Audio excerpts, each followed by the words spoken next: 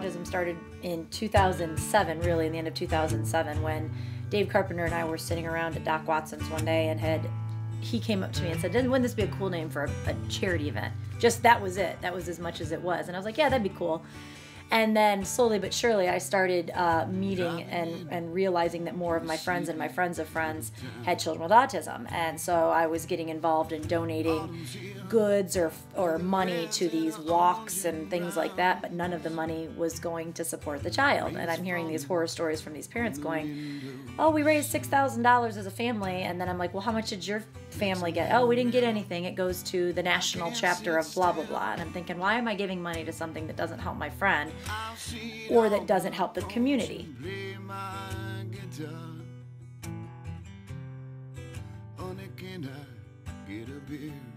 First and foremost, the one thing that Project I Am does that nobody does is give the money directly to these families. And I'm very strict about the way that I do things. I don't hand the families a check for $1,500, and I don't hand the providers a check for $1,500. I tell the families, look, when you get your bill, if you've received a scholarship, you send me the bill, and I will send the amount of the scholarship with the bill to the provider, and it goes to your kid directly. So I've just been doing the numbers upstairs. I know last year alone we gave out $20,000 in scholarships. I think our total's up to about $75,000 of money that we've distributed since we've started. So that was, in 2008.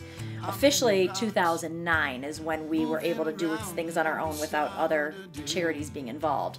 So that's a lot of money when nobody else is giving money to these families.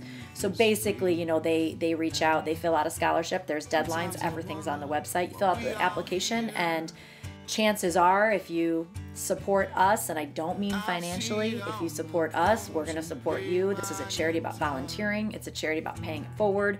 We don't exist without our volunteers. So I tell people, get involved. There are things for you to do, even sitting at home with your autistic child. I can give you stuff to do. Just offer to help, because I as much as I try to do everything on my own, I can't. So there are things I can have people do. The 3 weeks before the event, it's the week before the event, you don't want to talk to me. The 3 weeks before the event is when it takes over my whole house. My garage is completely full. My upstairs is completely full.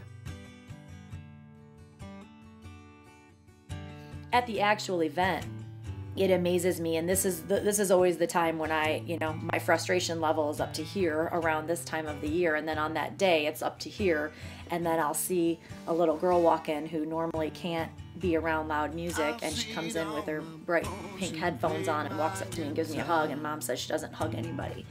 And look at her looking at the music and watching it and staring. You have a kid who's got these behavioral issues, who's completely mesmerized by the event, that normally couldn't be in a setting like that. And that's when all of a sudden all this frustration and all this stuff just kind of goes away, and you say, this is why you're doing it, brings you back down.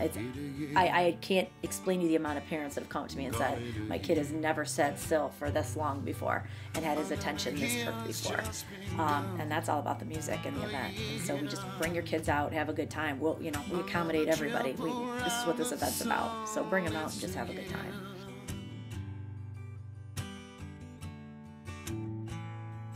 Call it a year.